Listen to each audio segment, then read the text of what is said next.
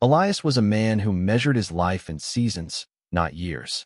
For 3 decades, his cabin had stood as a silent witness to the turning of the world, a small island of order in a vast, green sea of pine and rock. He lived alone, a widower whose memories were quieter companions than most living people, and his routine was a simple prayer against the encroaching chaos of the wilderness. He chopped wood, tended his small garden, and read by the light of a kerosene lamp. In this solitude, he had found a kind of peace, a quiet understanding with the forest that surrounded him. But one autumn, the forest began to speak in a language he did not understand, and it hinted that his solitude was not as complete as he had believed. It was a feeling more than a sound at first. A strange weight in the air when he worked near the tree line, the unnerving sensation of being watched by unseen eyes. He dismissed it as the fancy of an old man whose only company was the wind. Then came the sounds, carried on the night air. A low, mournful cry that echoed from the high ridges, a sound that was too deep for a wolf and too full of sorrow for a cougar. It was the sound of something immense and lost. He would lie in his bunk, the worn wool blanket pulled to his chin, and listen to that lonely call pierce the darkness. He told himself it was just the mountains settling, the trees groaning under their own weight. He did not want to believe otherwise. Physical signs followed. A line of sapling pines, each as thick as his wrist, snapped cleanly 10 feet from the ground.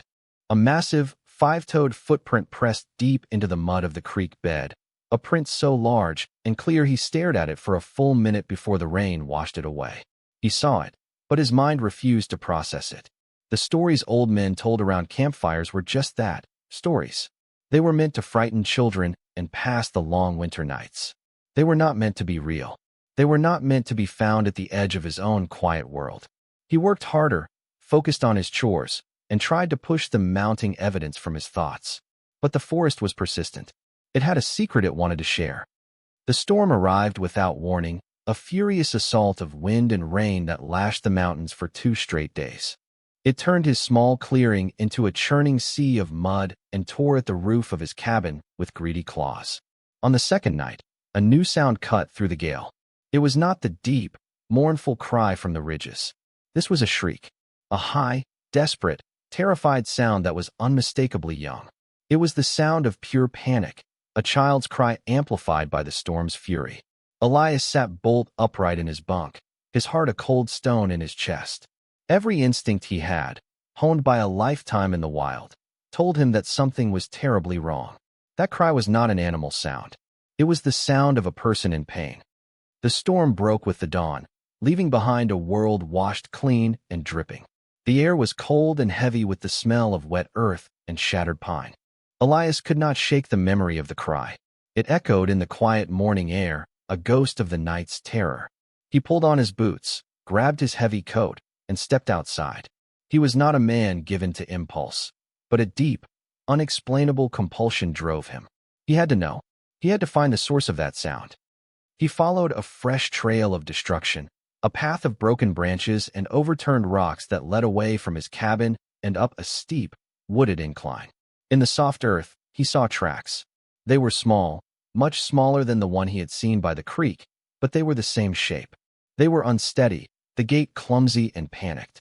The tracks led him to a rock fall, a jumble of massive, moss-covered boulders at the base of a sheer cliff. And there, huddled in a small cavity between 2 slabs of granite, he saw it. His breath caught in his throat. It was not a bear cub. It was not a lost hiker. It was a child, yes, but a child of the stories. It was covered in matted, dark brown fur, soaked and shivering. It was small for its kind, he somehow knew, yet it was still the size of a 10-year-old human boy. One of its long, slender arms was twisted at an unnatural angle, pinned tightly in a crevice between 2 immense stones. Its face was a strange and compelling mixture of the familiar and the utterly alien. But the eyes were what stopped him. They were large, dark, and filled with a terror so profound and intelligent that it struck him like a physical blow. This was not a beast. This was a person. He froze. Every cautionary tale he had ever heard screamed at him to run. The parents must be near. To be found here would mean a swift and violent end. His hand instinctively went to the heavy knife on his belt. The young creature saw the movement and let out a piteous whimper, trying to shrink further into the rock. It was a sound of absolute surrender, of expecting the final blow. In that moment, the fear that had paralyzed Elias shattered and was replaced by an overwhelming wave of empathy. He saw not a monster, but a terrified child, trapped and in pain. He saw his own long-lost son, just for a second, in those desperate eyes. Slowly, deliberately, he raised his empty hands, palms forward. He took a step back, then another. The creature watched his every move, its breathing ragged. He backed away until he was at the edge of the trees, then turned and walked, not ran, back toward his cabin. His mind was a whirlwind. He was an old man. This was not his concern. Getting involved was madness.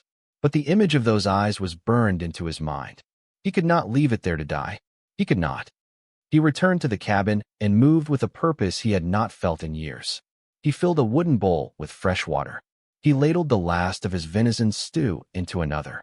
He grabbed the oldest and warmest of his wool blankets, the one his wife had woven so many years ago. Armed with these simple offerings, he walked back to the rockfall. The internal conflict raged within him, a war between primal fear and a deep, abiding compassion. But as he looked at the shivering, helpless form, he knew compassion had already won. The young creature flinched as he approached.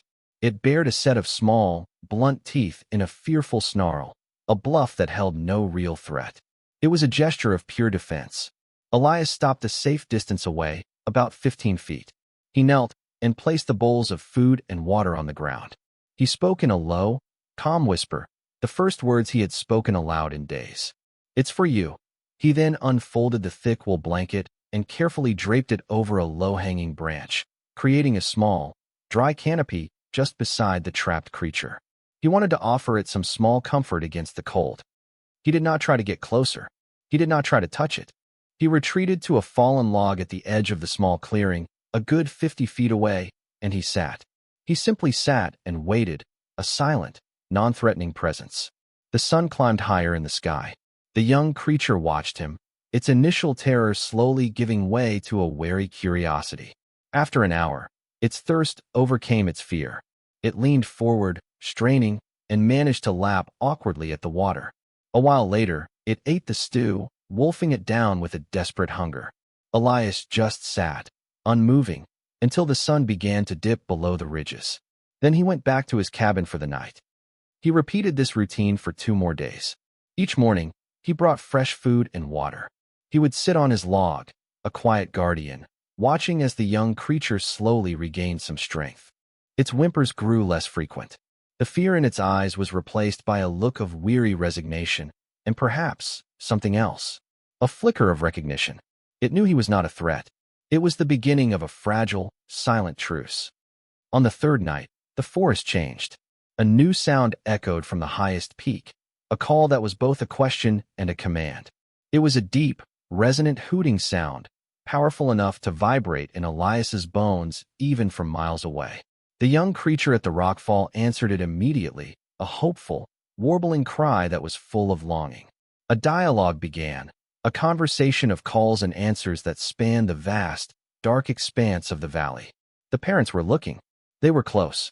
A cold dread mixed with relief washed over Elias. Later that night, he was jolted from a light sleep by a sudden, profound silence. The crickets had stopped their chirping. The owls were quiet. It was the kind of absolute stillness that signals the arrival of a great predator. He crept to his small window and peered out into the moonlit clearing. And he saw it. A shadow detached itself from the deeper shadows of the treeline. It was immense, taller than any bear, broader than any man. It was a giant of fur and muscle, a living embodiment of the mountain itself. Its head turned slowly, surveying the small cabin, and its eyes, reflecting the pale moonlight, seemed to glow with a calm, ancient intelligence. It was the parent, the adult. His blood ran cold. He felt a primal terror that threatened to buckle his knees. The creature stood perfectly still at the edge of the clearing, a silent, towering judge. It did not move toward him. It did not display any aggression. It simply watched the cabin. It was a test. Elias understood this with perfect clarity. It was gauging him, reading his intent across the space between them. His rifle was on the wall above the fireplace, loaded and ready. But he did not move toward it. He stood at the window, visible in the faint lamplight, and let the great creature look at him. He held its gaze, and in that silent, terrifying moment, he tried to project every ounce of his peaceful intention. He was not a threat. He had only helped. An hour passed. It felt like a year. The giant at the edge of the woods did not move a muscle. Then, slowly, it turned its massive head and looked in the direction of the rockfall. It let out a low, guttural rumble. It was not a sound of anger, but of communication. It was a deep, reassuring vibration, a parent calming its child. The creature then turned its gaze back to Elias at the window. It lifted one enormous, human-like hand, a hand the size of a dinner plate, and deliberately placed it flat against its own broad chest. The meaning was unmistakable. It was a gesture of acknowledgement, a gesture of thanks. Elias watched, mesmerized, as the titan moved. For something so large, it was impossibly quiet. It flowed across the clearing like a river of shadow, its huge feet making no sound on the damp earth.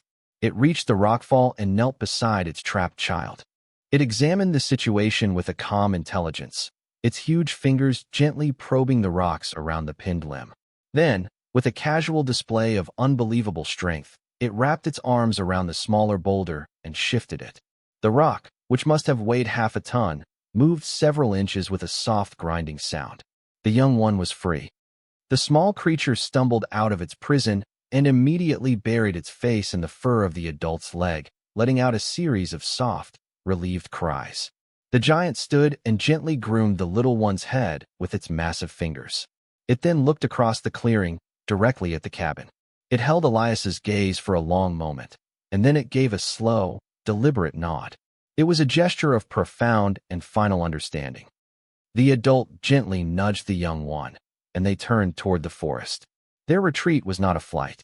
It was an orderly, unhurried departure. They walked side by side, the great and the small, two impossible figures melting back into the world to which they belonged. Just before they were swallowed by the impenetrable darkness of the old-growth forest, the large one paused. It looked back over its shoulder one last time. Its eyes met Elias's across the moonlit space. In that final glance, he saw an intelligence as old as the mountains, a deep well of gratitude, and a shared secret. Then it turned and, with a single, silent step, vanished. The clearing was empty. The forest was silent again, but the silence was different. It was heavier, filled with the weight of what had just happened. Elias stood at his window for a long time, staring at the spot where they had disappeared. He felt an overwhelming sense of awe and a deep, aching melancholy. He was alone again, but the nature of his solitude had been forever changed. The world was so much larger, so much stranger than he had ever known. He walked out to the rockfall. The bowls he had left were gone. The wool blanket was also missing. The only evidence of the encounter was the massive boulder, shifted from its ancient position, and the memory seared into his soul. He never spoke of it. To whom could he tell such a story? The words would only diminish the truth of the experience, turn a sacred event into a sensational tale. It was his secret to keep, a silent pact with the wild heart of the world. The forest was no longer just a place of trees and animals. It was a sanctuary, a place of mystery and wonder. Years melted into one another. Elias grew older, his movements slower, his bones aching with the cold of the coming winter. The forest remained his constant companion. He often felt that old sensation of being watched, but now it brought him not fear, but a strange sense of comfort. He knew the unseen eyes were not hostile. They were guardians. Then came the winter that tried to claim him. A blizzard descended on the mountains, a monster of wind and snow that buried his cabin up to the windows. A deep, rattling cough settled in his chest, and a fever stole his strength. He ran out of firewood stacked by the door and was too weak to make the journey to the woodshed.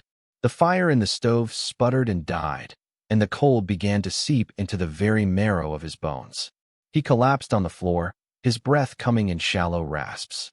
He closed his eyes, thinking of his wife, of the long, quiet years, and of a giant's grateful nod. He was ready. He drifted in a haze of fever and memory. In a moment of fleeting consciousness, he heard a heavy, solid thud on his porch, a sound that should have been impossible amidst the howling wind. He dismissed it as a dream, a final trick of a dying mind. He slipped back into darkness. When he awoke, it was morning.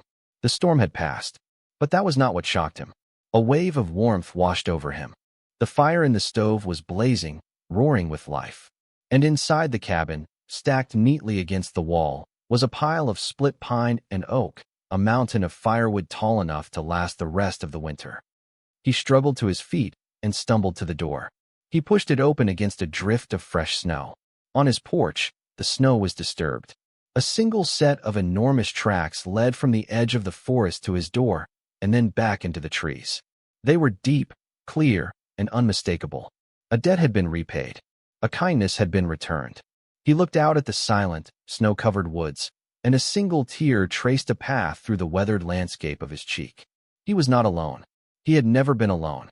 He had a neighbor in the woods, a silent, watchful friend.